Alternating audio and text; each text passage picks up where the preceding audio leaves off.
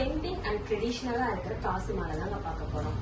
என்னதான் நம்ம இப்ப ட்ரெண்டிங்கா ஆன்டிக் ஐட்டம்ஸ் எவ்வளோ இதுக்கு மாறினாலும் மேரேஜ் அப்படின்னாலே நம்ம ஃபர்ஸ்ட் ஞாபகத்துக்கு வர்றது காசு மாலை தாங்க.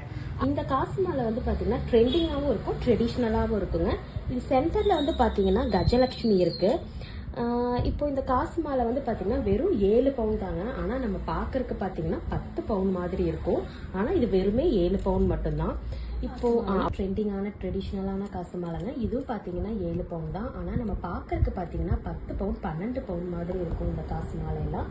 ஆனா இதெல்லாம் வந்து பாத்தீங்கன்னா லெஸ் வெயிட்டான காசு மாலைங்க. பாக்குறதுக்கு உங்களுக்கு வந்து ரொம்ப வெயிட்டா தெரிஞ்சாலும் நம்ம பார்த்தா இது வந்து லெஸ் வெயிட்டான காசு மாலைங்க. ஒவ்வொன்றும் பார்த்தீங்கன்னா நல்லா அழகா கஸ்டமைஸ் பண்ணியிருக்காங்க. பார்த்தீங்கன்னா 6 பவுன் வருதுங்க. இது வந்து பார்த்தீங்கன்னா பார்க்கறதுக்கு நல்லா பார்வையாக இருந்தாலும் ஆனால் வெயிட் பார்த்தீங்கன்னா 6 பவுன் தாங்க.